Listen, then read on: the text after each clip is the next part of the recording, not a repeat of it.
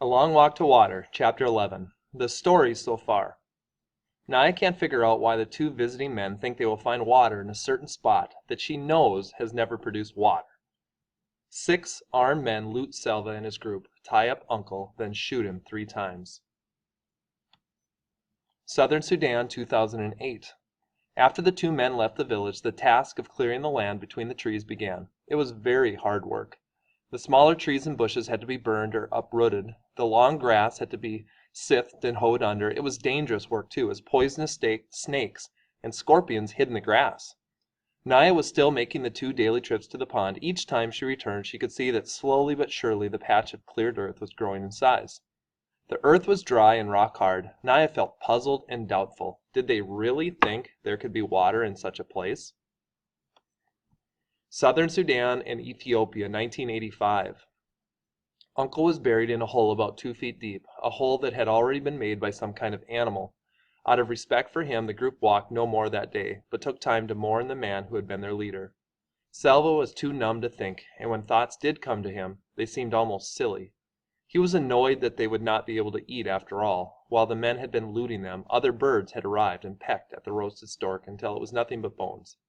The time for grief was short, as the walking began again soon after dark. Despite the numbness in his heart, Selva was amazed to find himself walking faster and more boldly than he had ever before. Mario was gone. Uncle was gone too, murdered by those Nuer men right before Selva's eyes. They were no longer by his side, and they would never be again. But they were in his head and in his heart. Selva knew that both of them would have wanted him to survive, to finish the trip and reach the Atang refugee camp safely. It was almost as if they had left their strength with him to help him on his way. He could not think of any other explanation of the way he felt, but there was no doubt beneath his terrible sadness he somehow felt stronger. Now that he was without Uncle's care and protection, the group's attitude towards him changed. Once again they grumbled that he was too young and small, that he might slow them down or start crying again as he had in the desert. No one shared anything with him, neither food nor company. When Uncle had been alive, he had shot animals and birds and shared the food with everyone in the group. It seems that they had all forgotten that, for Selva now had to beg for scraps, which were given grudgingly. The way they were treating him made Selva feel stronger still. "There is no one left to help me. They think I am weak and useless." Selva lifted his head proudly. "They are wrong, and I will prove it." Selva had never before seen so many people in one place at the same time. How could there be this many people in the world? More than hundreds, more than thousands, thousands upon thousands. People in lines and masses and clots, people milling around, standing, sitting, or crouching on the ground, lying down with their legs curled up because there was not enough room to stretch out. The refugee camp at Atang was filled with people of all ages, men, women, girls, small children, but most of the refugees were boys and young men who had run away from their villages when the war came. They had run because they were in double danger, from the war itself and from the armies on both sides. Young men, and sometimes even boys, were often forced to join the army, which was why their families and communities, Selva's schoolmaster too, had sent them running into the bush at the first sign of fighting. Children who arrived at the refugee camp without their families were grouped together, so Selva was separated at once from the people he had traveled with. As he made his way slowly through the crowds with several other boys, all strangers to him, Selva glanced at every face he passed. Uncle had said that no one knew where his family was for certain, so wasn't there a chance that they could be here in the camp? Selva looked around at the masses of people stretched out before him as far as he could see. He felt his heart sink a little, but he clenched his hands into fists and made himself a promise. "If they are here, I will find them." After so many weeks of walking, Selva was having trouble grasping the idea of staying in one place. During that long, terrible walk, finding a safe place to stop and stay for a while had been so important. But now that he was at the camp, he felt restless, almost as if he should begin walking again. The camp was safe from the war. There were no men with guns or machetes, no planes with bombs overhead. On the evening of his very first day, Selva had been given a bowl of boiled maize to eat, and another one in the morning. Already things were better here than they had been during the journey. During the afternoon of the second day, Selva picked his way slowly through the crowds. Eventually he ended up standing near the gate of the camp fence, watching the new arrivals enter. It did not seem as if the camp could possibly hold any more, but still they kept coming. Long lines of people, some emaciated, some hurt or sick, all exhausted, waiting to enter the camp. As Selva scanned the faces, his mind wandered a little. The day before he had heard that there was a school in the camp. Surely I will not be here long enough to go to school, but perhaps I should try to find out about it, just in case. It would be good to study again. A flash of orange caught Selva's eye. Orange? An orange headscarf? Selva began pushing and stumbling past people. Someone spoke to him angrily, but he did not stop to excuse himself. He could still see the vivid spot of orange. Yes, it was a headscarf. The woman's back was to him, but she was tall like his mother. He had to catch up. There were too many people in the way. A half sob broke free from Selva's lips. He mustn't lose track of her. He moved his way past a few more people, then cried out, "Mother! Mother, please!" A Long Walk to Water, Chapter 12. The Story So Far. Naya can't figure out why the men are clearing the land for water in such a dry, rock-hard spot. Having finally arrived at the Atang refugee camp, Selva spots an orange headscarf that looks like his mother's. Southern Sudan, 2009. An iron giraffe. A red giraffe that made very loud noises. The giraffe was a tall drill that had been brought to the village by the two men who had visited earlier. They had returned with a crew of 10 more men and 2 trucks, one to haul the giraffe drill along with other mysterious equipment, and the other loaded with plastic pipe. The land clearing was still being completed. Meanwhile, Naya's mother tied the baby on her back and walked with several other women to a place between the village and the pond.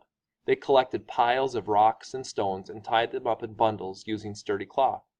They balanced the bundles on their heads, walked back to the drilling site, and emptied the rocks onto the ground. Other villagers, using tools borrowed from the visitors, pounded at the rocks to break them up into gravel. Much gravel would be needed. Naya wasn't sure why, but the piles of gravel grew larger each day. The clangor of machinery and hammer greeted Naya each time she returned from the pond. Unfamiliar noises that mingled with the voices of men shouting and women singing. It was the sound of people working hard together. Atang Refugee Camp, Ethiopia, 1985. "Mother, mother, please!" Selva opened his mouth to call out again, but the words did not come. Instead, he closed his mouth, lowered his head, and turned away. The woman in the orange headscarf was not his mother. He knew this for certain, even though she was still far away and he had not seen her face. Uncle's words came back to him. The village of Luarik was attacked, burned. Few people survived. No one knows where they are now. In the moment before calling out to the woman a second time, Selva realized what Uncle had truly meant. Something Selva had known in his heart for a long time. His family was gone. They had been killed by bullets or bombs, starvation or sickness. It did not matter how. What mattered was that Selva was on his own now. He felt as though he were standing on the edge of a giant hole. A hole filled with the black despair of nothingness. I am alone now. I am all that is left of my family. His father, who had sent Selva to school, brought him treats like mangoes, trusted him to take care of the herd. His mother, always ready with food and milk and a soft hand to stroke Selva's head. His brothers and sisters, whom he had laughed with and played with and looked after. He would never see them again. How can I go on without them? But how can I not go on? They would want me to survive, to grow up and make something of my life, to honor their memories. What was it Uncle had said during that first terrible day in the desert? Do you see that group of bushes? You need only to walk as far as those bushes. Uncle had helped him get through the desert that way, bit by bit, one step at a time. Perhaps Selva could get through life at the camp in the same way. I need only to get through the rest of this day, he told himself. This day and no other. Selva decided that getting through one day at a time would be easier if he had something to do each day, so he began attending the camp school. The boys in his group met with many others in a tent that served as a classroom. There were no books, nothing to write on, nothing to write with. The tent was crowded and noisy, but there were teachers who did their best to give lessons, and there were other boys like Selva who wanted to learn. Not all the boys went to school. Some preferred to spend their time scavenging for food or for items that could be traded for food. Selva received a bowl of boiled maize at least once a day, sometimes twice. The boys who didn't go to school were able to add a bit of fish or a few vegetables to their meals. Selva was so hungry that he often thought about missing a few days of school so he could find something more to eat. But then he would think of his father, who had always been proud of his son's schooling. If he were here, he would tell me to go to school, Selva thought. He is not here with me, but he is in my head, so I must listen to him. One day at a time, Selva ate his maize and went to school. Always he was waiting for the war to end so he could go back to Sudan. If someone had told Selva that he would be in the camp for 6 years, he would never have believed it. 6 years later, July 1991. They're going to close the camp. Everyone will have to leave. That's impossible. Where will everyone go? Well, that's why they are saying, not just this camp, all of them. The rumors skittered around the camp. Everyone was uneasy. As the days went by, the uneasiness grew into fear. Salva was almost 17 years old now, a young man, not a little boy. He tried to learn what he could about the rumors. The Ethiopian government was near collapse. The refugee camps were run by foreign aid groups, but it was the government that permitted them to operate. If the government fell, what would the new rulers do about the camps? No one was ready when that question was answered. One rainy morning, as Salva walked towards the school tent, long lines of trucks arrived at the camp. Masses of armed soldiers poured out of the truck after truck and ordered everyone to leave. The orders were not just to leave the camp, but to leave Ethiopia. The chaos was immediate. It was as if the people ceased to be the people and became an enormous herd of panicked, stampeding, two-legged creatures. Salva was caught up in the surge at once. His feet barely touched the ground as he was swept along by the crowd of thousands of people running and screaming. The rain fell in torrents, adding to the chaos. The soldiers fired their guns into the air and chased the people away from the camp. But once Salva was beyond the area surrounding the camp, the soldiers continued to drive him onward, shouting and shooting. As he kept running, Salva heard snatches of talk. The river! They're chasing us towards the river. Salva knew which river they meant, the Gila River, which was the border between Ethiopia and Sudan. They are driving us back to Sudan, Salva thought. They will force us to cross the river? It was the rainy season. Swollen by the rains, the Gila's current would be merciless. The Gila was well known for something else, too. Crocodiles.